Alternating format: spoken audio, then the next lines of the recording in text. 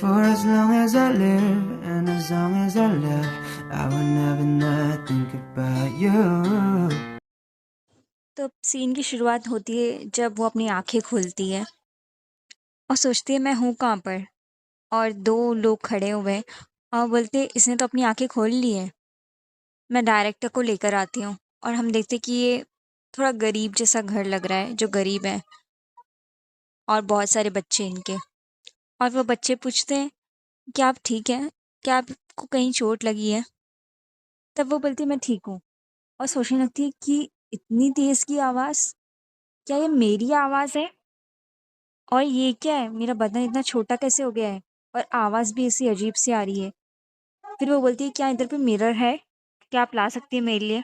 तब वो अपने आप को शीशे में देखती है और बोलती है, "मैं तो छोटी हो गई हूँ" और चिल्लाने लगती है और सोचती है कि मुझे हुआ क्या है? और तभी कोई आया है और बोलता है कि, "अच्छा है कि तुम जाग गई हो। हम चिंता में थे क्योंकि तुम 3 दिनों तक लगातार सो रही थी।" वो पूछती है, "मैं हूँ कहाँ पर?" तब वो बताते कि वो एस्टेले अनाथ आश्रम में है। जो आर्मी है उन्होंने तुम्हें बेहोश पाया वहाँ पर और वो तुमको यहाँ पर छोड़ के गए। तब उसे याद आता है, अरे हाँ, मैं तो जंग में मर गई थी, तो मैं अभी ऐसी कैसे दिख रही हूँ? और वो थियो को याद करती है और सोचती है कि क्या वो ठीक होगा? वही एक पहला शख्स है जो रो रहा था मेरे मरने पर। मगर इतना सब कुछ हुआ है, कहीं थियो। तभी वो उनसे पूछती है कि तुम्हारी कोई फैमिली है क्या? तभी वो नकार देती है और सोचती है मेरे भाई और मेरे डैड, उन्होंने तो मेरे बारे में सोचा भी नहीं होगा इतने सालों से। तब जो वो लेडी होती है वो बोलती है, लगता है तुम बहुत बुरे दौर से गुजरी हो। और वो उसके सर पर अपना हाथ रखती है और बोलती है लेकिन अब तुम सेफ हो। और वो रोने लगती है सोच के कि किसी ने कभी मेरे सर पर हाथ नहीं अपना रखा। लगता है मुझ हमेशा से चाहती थी मैं कि कोई ऐसा मेरे लिए भी करे। मैं भी बच्ची दिख रही हूँ मगर मैं 24 साल की हूँ। तब वो पूछ तब वो पूछती है तुम्हारा नाम क्या है? तब वो सोचने लगती है कि मेरी पूरी यूनिट ख़त्म हो गई। इसका मतलब मैं खतरा थी, इस देश के लिए या फिर मिलिट्री के लिए, तो मुझे अपना नाम बदलना पड़ेगा। लेकिन ऐसा नाम रखना पड़ेगा जिससे मैं रिस्पॉन्स भी दूँ। और वो अपना नाम पैटी रखती है और बोलती है मेरा नाम पैटी है। और वो उनसे पूछती है कि जंग का क्या हुआ? तब वो बोलती है कि बच्चों को ये सब चिंता करने की कोई ज़रूरत नहीं है। तुम यहाँ पर सेफ हो। और जब उन्होंने उसे लिया तब वो 7 साल की थी दिखने में, मगर वो एक 24 साल की लड़की है दिमाग से अभी भी। जो नन्स थी वहाँ पर वो भी इस पर डिपेंड होने लगी और उसने बहुत लोगों का ख़्याल भी रखा। वो अनाथालय पहले से गरीब था और जंग की वजह से और हालात ख़राब हो गए थे। हमारे पास अक्सर खाना नहीं हुआ करता था भरपेट, पर लोग अपने आप को खुशनसीब मानते थे कि वो इस अनाथालय में रह सकते हैं अभी भी। और वो सोचते कि एक बच्चे से ये सब कुछ सुनना मतलब कि देश की स्थिति बहुत ही ख़राब चल रही है। और वो सोचती काश वहाँ पर कोई बच्चा ना हो। बच्चे अक्सर करके जंग के मैदान में या तो जंग की वजह से या गरीबी और भूख की वजह से मर जाते हैं और उनका कोई ख़्याल नहीं रख पाता। चीज़ें चलती रहीं और वो 1 साल तक वहाँ पर रही। लेकिन अचानक से जो जंग है उसमें सीज़ फायर हो गया, यानी कि जंग रोक दी गई। और तभी वो नन आके बोलती है कि अभी कोई चिंता की बात नहीं है। कोई ऑफ़िशियल नोटिस नहीं दिया गया है। बस ऐसे ही जंग रोक दी गई है और ऐसे ही कई अनाथ बच्चे आते गए और अब लिमिट पार हो गई थी। अगर इससे ज़्यादा आते तो मुझे नहीं लगता कि अनाथालय बचता भी। पर मैं कर भी क्या सकती हूँ? और फिर बच्चों में बात होने लगती है और वो कहती है एक बच्ची, "हे पैटी, तुमने वो सुना क्या? डायरेक्टर को एक आदमी मिलने आया है। ऐसा लग रहा है कि वो बहुत अमीर है।" और वो बच्चे खुश हो जाते हैं, "काश वो आज डोनेट करे, तब हमें कुछ अच्छा खाने को मिलेगा।" तब वो देखती है कि लोग बातें कर रहे हैं और देखकर थोड़ी डर जाती है। अरे नहीं! इसे मैंने तब से नहीं देखा जब से मैं वो घर छोड़कर आ गई हूँ। ये तो मेरे डैड हैं। तभी उसके डैड उसे देख लेते हैं और बोलते कि डायरेक्टर वो बच्ची तो। तब वो बताती हाँ, जंग के वजह से जो अनाथ हैं, उनमें से ये एक है और ये बहुत ही दरिया-दिल इंसान है और सबका ख़्याल भी रखती है। तब वो सोचती है कि मुझे ऐसे बर्ताव करना चाहिए कि जैसे मैंने देखा ही नहीं, तब ये मुझे नोटिस ना करे, मगर उसे नन बुला लेती है कि यहाँ पर आओ और वो नहीं जाना चाहती वहाँ पर। वो कहती है कि मन में कि मुझे इनके साथ कोई नाता नहीं रखना। और उसके डैड शॉक हो गए पैटी नाम सुनकर। वो नहीं आती रहती है, तब नन बोलती कि इतनी रूड मत बनो। तब वो सोचती है नहीं, मुझे अपनी हिम्मत जुटानी पड़ेगी। इन्होंने मुझे कभी देखा नहीं ध्यान से जब मैं 7 साल की थी, तो क्या पता ये मुझे पहचान ही ना पाए। और वो आकर उनके सामने खड़ी हो जाती है। और तभी इसके डैड उसे घूर कर देखने लगते हैं। तब वो सोचती है क्या ऐसे लगता है मैं भूत हूँ इसकी बेटी की, जो आ गई है यहाँ पर। और उसके डैड अपना हाथ उसकी तरफ बढ़ाते हैं। तब वो भागने की जैसे हो जाती है, तो उसके डैड अपने हाथ पीछे ले लेते हैं। और इसके डैड बोलते हैं डायरेक्टर, मैं इस बच्ची को गोद लेना चाहता हूँ। तब वो कहती है काउंट एल्विन, आपको इतने जल्दी ये सब तय करने की ज़रूरत नहीं है। कई और छोटे बच्चे भी हैं, आप उनमें से भी चूज़ कर सकते हैं। लेकिन वो बोलता है कि मुझे यही चाहिए। तब वो सोचने लगती है ज़रूर ये मजाक कर रहा है। और वो और सोचती है कि मैं वहाँ पर वापस नहीं जाना चाहती हूँ, और कह देती है उनसे कि मैं यहाँ पर बच्चों का ख्याल रखती हूँ जो मुझसे छोटे हैं, आप किसी और को चूज़ कीजिए। और वैसे भी कोई अनाथ बच्चा उसे इतना अमीर घराना मिलेगा तो वो उसके लिए अच्छा ही होगा। मगर मैं इसके घर तो बिल्कुल नहीं जाना चाहती। तब उसके डैड बोलते हैं जैसा कि उसने कहा, अगर मैं तुम्हें अडॉप्ट करूँगा तभी मैं इसे फंड कर दूंगा, इस ऑर्फनेज को, नहीं तो नहीं। तब वो लोग दोनों शॉक हो जाते हैं। तभी नन पैटी बोलकर जैसे उसके ऊपर दबाव बनाने चाहती हैं। तब उसे याद आता है कि हाँ, सच में हमारी लिमिट पार हो गई है, अब हम इस ऑर्फनेज को नहीं बचा सकते। अगर मैं इनके साथ नहीं गई तो ये बच्चे खा नहीं पाएंगे।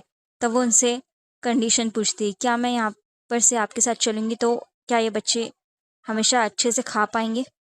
तो उसके डैड बोलते हैं हाँ, सही है, ये मैं करूँगा और हर चीज़ को देखूंगा भी, क्योंकि मैं फंड दे रहा हूँ। तभी बोलती है समझ गई मैं। और सोचती है पता नहीं आदमी क्या करना चाहता है, मगर अगर मैं कर सकती तो मैं हर एक सिक्के ले लूँगी इससे, जो मैं इन बच्चों के लिए ले सकती हूँ। और कहती है मैं जाऊँगी। मैं जाना तो नहीं चाहती, मगर एक पहले की जो ज़िद है मेरी, और जो दर्द, मैं उसकी वजह से इनकी ज़िंदगी ख़राब नहीं कर सकती। और जो अडॉप्शन था, गोद लेने का जो प्रोसेस था, वो पूरा क्लियर हो चुका है। और वो एक ऐसी जगह पहुंच गई जहाँ से उसने कसम खाई थी कि वो कभी नहीं जाएगी। तभी इसके डैड वापस से उसकी तरफ हाथ बढ़ाते हैं, और वो पीछे हट जाती है और सोचती है क्या पता ये बदला निकालने के लिए ये सब करता हो, एक जो छोटी बेटी है उसकी तरह दिखने वाली एक लड़की को लाकर। मगर अब मेरे पास जादू है, मैं उतनी स्ट्रांग ना रहूं, मगर मेरे पास जादू अभी भी है। अगर इसने कुछ किया तो मैं जादू इस्तेमाल करके भाग जाऊंगी। वो ये सब सोचती रहती है, लेकिन उसके डैड उसे गले लगा लेते हैं। और वो सोचती रह जाती क्या हो रहा है ये सब। उसके डैड रोने लगे हैं अब। वो सोचती इसने तो कभी मुझे गले नहीं लगाया, तो फिर अब। और इस तरह उसकी ज़िंदगी शुरू हुई, एक सरप्राइज के बाद दूसरी। मगर अब भी सब कुछ हुआ नहीं था, अभी एक रीयूनियन अभी बाकी था। थियो से इसका रीयूनियन। वो एक चीज़ को देखकर शॉक हो जाती है। वो देखती है कि दीवार पर उसकी तस्वीर लगी हुई है जब वो कैप्टन थी, उस टाइम की तस्वीर, बिल्कुल उसके मॉम के बगल में। और उसके डैड उसे देखकर बोल रहे हैं कि उस तस्वीर को, कितनी सुंदर है ना, मेरी जो डॉटर है जो मर चुकी है, ये उसी की तस्वीर है। और यहाँ पर वो सोच रही कि लेकिन ये ऐसा कह क्यों रहा है। और तब वो सोचने लग जाती है कई सारी चीज़ें, कि ये सब इसका तरीका है, एक नाटक का। उसने एक ऐसी बेटी को खो दिया जो जंग में लड़ते हुए मर गई, और बस ये नाटक कर रहा है मेरे सामने। कितनी घटिया नाटक है इसका, कि एक ऐसी बेटी के लिए परवाह करना, अब जब उसने कभी उस टाइम पर उसकी परवाह ही नहीं की। और वो उससे सवाल पूछते क्या मैं आपकी बेटी की तरह दिखती हूँ इसलिए आपने मुझे अडॉप्ट किया है? और वैसे भी एक ऐसी स्टोरी जहाँ पर एक पिता अपनी बेटी जो दिखने वाली पहले थी उसकी उसकी तरह सेम दिखने वाली बेटी को गोद लेता है, ये सोसाइटी में हमारे यहाँ बहुत फेमस है। लोग उसे मानते हैं, रिस्पेक्ट करते हैं, तो इसका ये तरीका होगा, वो सोचने लगती है सब। और उसके डैड बोलते हैं हाँ, मैंने इसलिए ही किया कि तुम उसकी तरफ बहुत ज़्यादा दिखती हो, मैं तुम्हें ऐसी अजीब सी जगह पर नहीं छोड़ना चाहता था, और इतनी घटिया सी जगह पर। तब वो सोचती कि ये क्या कह रहा है, मेरी ज़िंदगी तो इससे ही बदतर थी जब मैं यहाँ पर रहती थी। और वो उससे कहता है कि पैटी आज से तुम मेरी बेटी हो, मैं वो सब करूँगा जो तुम्हें खुशी दे इस दुनिया में, मगर सबसे पहले चलो खाना खाते हैं। और वो समझ नहीं पाती कि ये आदमी अपनी असली बेटी से प्यार नहीं कर पाया, अब ये मुझसे क्या प्यार करेगा। ये मुझे बहुत फ्रस्ट्रेट करता है जैसे ये मेरी तरफ देखता है। मैं नहीं चाहती, मगर मुझे फिर भी खुशी होती है। और वो लोग खाने की टेबल पर बैठ गए हैं। उसके डैड कहते हैं जितना खाना चाहो उतना खा लो, और वो सोचती है कि मैंने इतने साल से ऑर्फन में थोड़ा-सा खाना देखा, अब इतना सब खाना देखना थोड़ा ज़्यादा हो रहा है मेरे लिए। तभी कोई दरवाज़ा अचानक से खुलकर आने लगता है और उसका भाई आया हुआ है। वो आकर पूछता है, डैड ये? तब वो कहता है कि आज से तुम्हारी स्टेप सिस्टर है, ठीक है? तब वो सोचने लगती है वैसे तो मैं इसकी 24 साल से बहन हूँ। तो उसके डैड उसे इंट्रोड्यूस कराते हैं, पैटी ये तुम्हारा बड़ा भाई है आज से। और उसका बड़ा भाई उसे घूर कर देख रहा है, पता नहीं क्यों। और वो सोचने लगती है इसका चेहरा देखकर ज़रूर डैड ने किसी को बताया नहीं होगा इसके बारे में, तो उसे लगता होगा कि मैं इसे परेशान कर रही हूँ। मगर वो तो झुक कर उसे कुछ ग्रीटिंग्स देता है और बोलता है, हेलो, मेरा नाम डेविड है और मुझे तुमसे मिलकर खुशी हुई। तब वो भी कहती है, मुझे भी खुशी हुई। और उसका भाई कहता है कि मैं ध्यान रखूँगा कि मैं तुम्हें कोई परेशानी ना दूँ। वो समझ नहीं पा रही है कि सब लोग उसके साथ ऐसा अच्छा बिहेव क्यों कर रहे हैं। और यहाँ पर कपड़ों का सिलेक्शन चालू है, ये भी तुम्हारे पर अच्छा लग रहा है। और उसके डैड, उसके भाई दोनों उसके कपड़े सेलेक्ट कर रहे हैं। मगर वो उनसे कहती है कि थैंक यू, मगर मैं इतना सब कुछ नहीं ले पाऊँगी आपसे। तब वो लोग बोलते हैं कि तुम इतनी अच्छी हो, मगर इतना शाय होने की कोई ज़रूरत नहीं है। वैसे भी तुम यहाँ की लेडी हो अब, एल्विन हाउस की। और वो सोचती है कि मैं 24 साल से यहाँ की लेडी हूँ, मगर पहली बार लग रहा है कि मैं सच में हूँ। और उसकी ज़िंदगी एल्विन फैमिली की लेडी के तौर पर रहना बहुत अलग थी, जैसे वो पहले रहती थी उससे। जैसे कि जो नौकर थे, उसे जो मारते थे, वो सब अब जा चुके थे। जो हेडमेड थी, जो मेरी मॉम की डेथ के लिए मुझे कसूरवार समझती थी, वो बटलर जो मुझे डिस्गस्टिंग नज़र से देखता था, अब नहीं रहे। भले मैं अडॉप्टेड हूँ, लेकिन मुझे प्यार से ट्रीट किया जाता है। हम लोग साथ खाना खाते हैं और वो सुनते हैं कि जो मैं कहना चाहती हूँ। तब वो कहती है लॉर्ड डेविड, लेकिन वो बोलता है कि मुझे लॉर्ड डेविड मत कहो, मुझे बड़ा भाई कहो अपना। और उसके डैड बोलते कि तुम्हें मुझे डैड बुलाना चाहिए, ना कि कोई और उसके डैड और उसके बड़े भाई ने उसके साथ बहुत अच्छे से ट्रीट किया, उसे कई चीज़ें ला कर दी, खिलौने, कपड़े, ज्वेलरी, यहाँ तक कि ट्विटर भी। और ये सब कुछ वो था कि जो वो पहले से ही जानती थी। तो जब ट्विटर ने उसे जीनियस कहा, तो ऐसा लगा कि वो लोग और ही ज़्यादा खुश हो गए। ऐसा लग रहा था कि जब मैं छोटी थी तब मैंने जो सपना देखा था एक अच्छी फैमिली का, वो सब कुछ पूरा हो रहा है। पहले-पहले मुझे लगा कि ये लोग नाटक कर रहे हैं, मगर उनका जो प्यार है वो कभी कम नहीं हुआ, भले ही कितना वक़्त भी बीत गया। और एक दिन जब वो अपनी क्लास करके आती होती है तभी, वो सुनती है कि उसका भाई कह रहा है कि डैड आप वापस से वही तस्वीरें देख रहे थे क्या? तब उसके डैड बोलते हैं हाँ, और वो छुपकर उनकी बातें सुनने लगती है। तभी तभी जो उसका भाई है वो बोलता है कि क्या आप श्योर हैं कि पैटी आपकी सगी औलाद नहीं है? वो बिल्कुल पेट्रिशिया की तरह दिखती है। तब उसके डैड कहते हैं कि मैंने बस तुम्हारी मॉम से प्यार किया, तो दूसरी जो वुमन है उसकी तो बात ही नहीं उठती। तब वो लोग कहते हैं कि ज़रूर ही ये कोई दूर के रिश्तेदार की बेटी होगी, जो सेम टू सेम पैट्रिशिया जैसी दिख रही है। और उसके डैड बोलते हैं शायद उसे भगवान ने भेजा है, ताकि हम अपने जो पाप है उसका पश्चाताप कर सकें। तब उसे याद आता है कि उसने अपने डैड से कहा था कि क्या तुम्हें लगता है कि वो तुम्हारे को मेरी मॉम से मिलने देंगे जब तुम मरकर ऊपर चले जाओगे? और वो कहते हैं उसके डैड कि मैंने प्रत्युषा से हमेशा नफ़रत की, क्योंकि वो हमेशा तुम्हारी मॉम की याद दिलाती थी मुझे। और उसका भाई कहता है कि पैट्रिशिया ने कुछ भी गलत नहीं किया था, खराब लड़का तो मैं था। उसके डैड पछतावा करने लगते हैं, अगर मैंने सर्वेंट से एक बार पूछ लिया होता तो काश मैं इसका ख्याल रख पाता। और मगर वो अब हम सबको छोड़कर जा चुकी है, अब मैं कुछ नहीं कर सकता। तब उसे समझ में आता है कि मतलब कि डैड ने नहीं कहा था उन्हें मुझे इस तरह से ट्रीट करने की, वो तो सर्वेंट्स खुद से ही कर रहे थे। लगता है जब मैंने घर छोड़ दिया था तब इन्हें पता चला कि वो लोग मेरे साथ कैसा बर्ताव करते थे, वो नौकर लोग। और उसके डैड कहते मैं पैट्रिशिया को तो बचा नहीं पाया, मगर मैं पैटी है उसके लिए सब कुछ करना चाहता हूँ। और दूसरी भाषा में कहे तो ये सब कुछ पैट्रिशिया के लिए हो रहा है, ये हमारी पैटी सोचती है। और उसकी आंखों में आंसू आ जाते हैं और वो सोचने लगती है कि लगता है शायद से ये लोग कभी मुझसे नफरत करते ही नहीं थे, और ये सब सुनकर ही मेरी आंखों में आंसू आ रहे हैं। और ये सब देखने के बाद ऐसा लगता है कि ऊपर वाले ने मुझे एक नई ज़िंदगी दी है और वापस से मुझे जीने का मौका दिया है। अब मुझे किसी से लड़ना नहीं है, मैजिक से हो या फिर तलवार से। एक ऐसी ज़िंदगी जहाँ मैं जंग में मरूँगी नहीं। और उसके बाद पैटी की ज़िंदगी वैसी ही हो गई जैसे कि हर बड़े घराने की लड़कियों की होती है। उसे सब प्यार करते थे और वो पढ़ती भी थी और सीक्रेट में वो मैजिक भी अपना यूज़ करती रहती थी, उसकी ट्रेनिंग लेती थी। और जैसे ही वो 12 साल की हुई, वैसे ही उन्हें रॉयल फैमिली से बुलावा आया और उसके डैड कहते कि जो नया राजा हमें बुला रहा है, वो बहुत ही खतरनाक इंसान है, उसमें कोई दया नहीं है।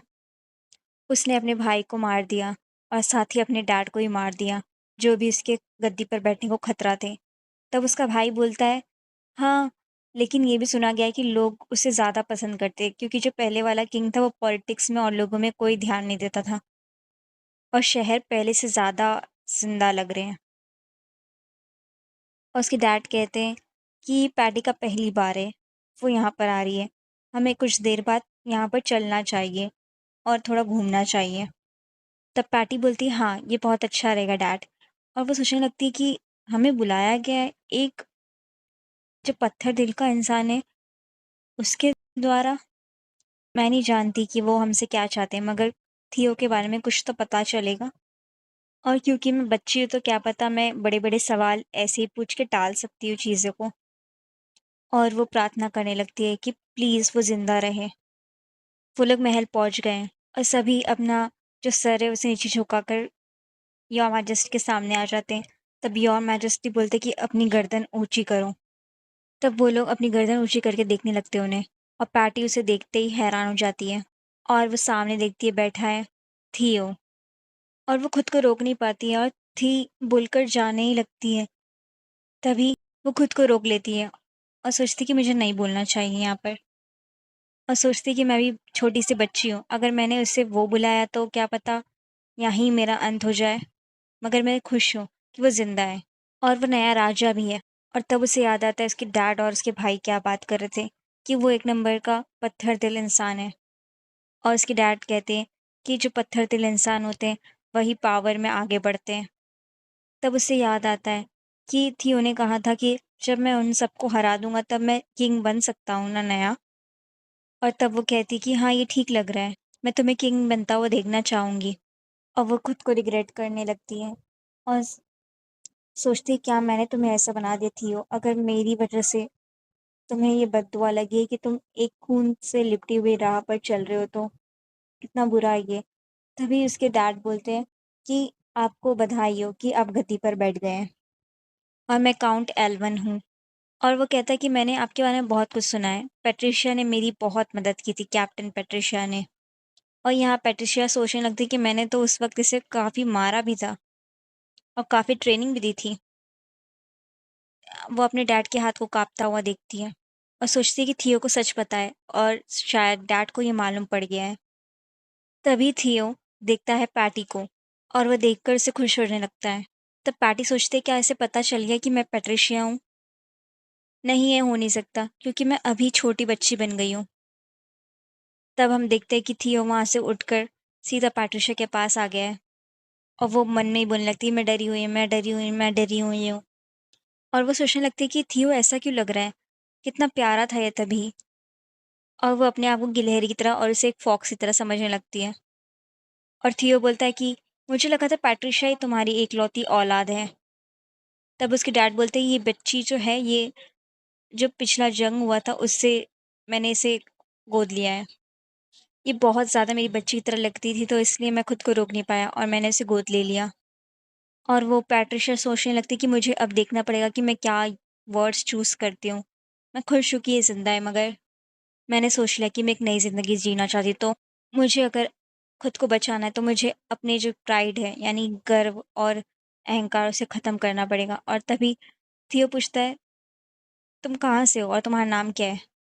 तब वो बोलती मेरा नाम पैटी है और मैं 12 साल की हूँ और मैं एक जवान नोबल लड़की हूँ।